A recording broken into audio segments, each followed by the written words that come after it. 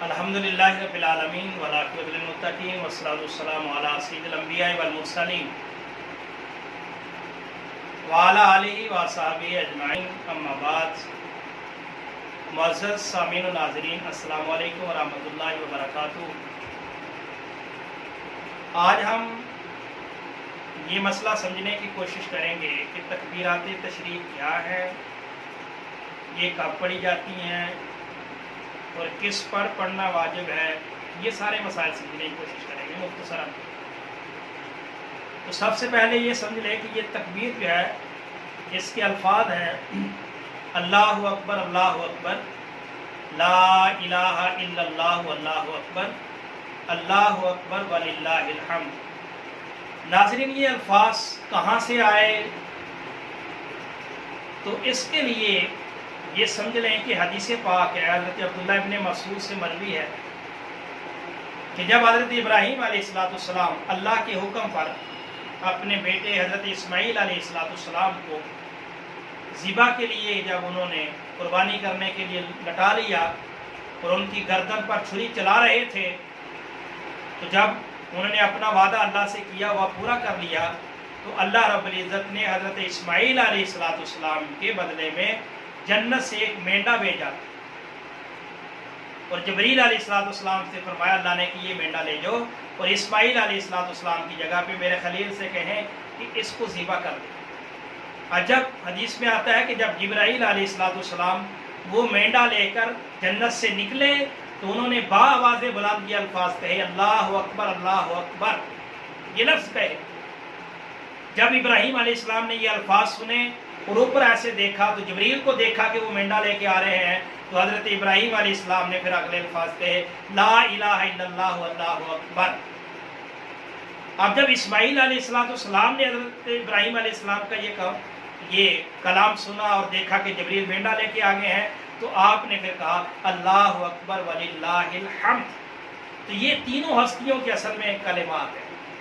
جبریل علیہ السلام نے کہا اللہ اکبر، اگلا لا الہ الا اللہ اللہ اکبر، یہ حضرت ابراہیم علیہ السلام کا کلام ہے، اور اللہ اکبر وللہ الحمد یہ حضرت اسماعیل علیہ السلام کا کلام ہے۔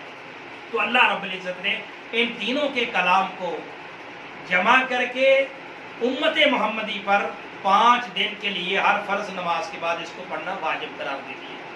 تو یہ گویا ان مبارک ہستیوں کے مبارک کلمات ہیں اور ان کی یادگار ہے۔ حضرات محترم، آپ مسئلہ سمجھ لیں، ان کو کہتے ہیں تکبیرات تشریق۔ اب تکبیرات تشریق یہ کب پڑھی جاتی ہیں؟ تو اس کے لیے آسان مسئلہ یہ سمجھیں کہ 9 ذی الحجہ کی فجر کے بعد اس کو سٹارٹ کرتے ہیں، اور 13 ذی الحجہ کی عصر تک اس کو پڑھتے رہتے ہیں۔ یعنی آپ آسان یوں سمجھ لیں کہ 3 دن تو عید ہوگی بیچ میں، تو عید سے 1 دن پہلے آپ نے فجر سے سٹارٹ کرنا ہے، پھر عید کے 3 دن یعنی 10، 11 اور 12 یہ 3 دن عید کے یہ بھی پڑھنی ہے ہر فرض نماز کے بعد، اور پھر جو آخری دن عید کے تیسرے دن کے بعد جو آخری دن ہوگا پہلا، اس میں آپ نے اس کو عصر تک پڑھنا ہے۔ تو ان 5 دنوں میں ہر فرض نماز کے بعد اس تکبیر کو ایک بار اونچی آواز سے کہنا واجب اور ضروری ہے۔ 3 بار کہنا یا اس سے زائد بار کہنا مستحب ہے۔ اب یہ کن پر واجب ہے اور ضروری ہے؟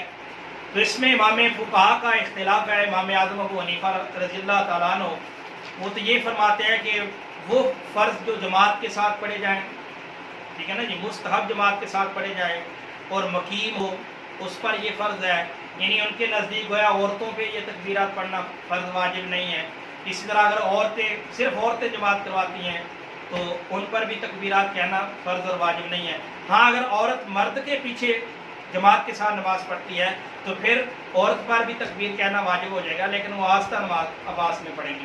لیکن جو صاحبین ہیں امام ابو یوسف اور امام محمد رحمہم اللہ، وہ یہ فرماتے ہیں کہ یہ تکبیرات کہنا ان دنوں میں، ان 5 دنوں میں تکبیرات کہنا ہر اس شخص پر واجب ہے جو فرض پڑھتا ہے، چاہے وہ جماعت کے ساتھ پڑھے یا اکیلا پڑھے، مرد ہو یا عورت ہو، مسافر ہو یا مقیم ہو، جو بھی ہو، फरमाया कि हर एक पर फ़र्ज पढ़ने के फ़ौरन बाद, बगैर तखीर किए फ़र्ज पढ़ने के फ़ौरन बाद उस पर तकबीर कहना वाजिब है। तो लिहाजा एहतियात इसी में है। एहतियात के पेश नज़र हम यही फतवा देंगे और कि इन 5 दिनों में यानी 9 ज़िलहिज्जा की फजर से लेकर 13 ज़िलहिज्जा की असर तक, ठीक है ना जी, हर एक पर मर्द हो या औरत हो, मुकीम हो या मुसाफिर हो, जमात के साथ नमाज पढ़ी है या अकेले नमाज पढ़ी है, उस पर फ़र्ज़ों के बाद एक बार ये तकबीर अल्लाहु अकबर, ला इलाहा इल्लल्लाह अल्लाहु अकबर वलिल्लाहिल हम्द ऊंची आवाज़ से पढ़ना ये वाजिब है और ज़रूरी है। नाज़रीन, एक मसला और ध्यान में ये समात फरमा लें कि अगर इन 5 दिनों में अगर कोई शख्स इन 5 दिनों के अलावा दिनों की कोई नमाज कज़ा पढ़ रहा है तो उस कज़ा नमाज के बाद उस पर तकबीर वाजिब नहीं है। इसी तरह इन 5 दिनों की अगर कोई नमाज कज़ा हो जाती है और वो इन 5 दिनों के अलावा किसी और दिन में जाके उसकी कज़ा करता है तो उस पर भी तकबीर वाजिब नहीं है। मतलब ये है कि ये तकबीर फ़र्ज़ों के पढ़ने के फ़ौरन बाद इसको कहना वाजिब है, ज़रूरी है, इसकी कज़ा भी नहीं है। अल्लाह रब्बुल इज़्ज़त हमें अमल की तौफ़ीक नसीब फरमाए। वमा अलैया इल्लल बलागुल मुबीन।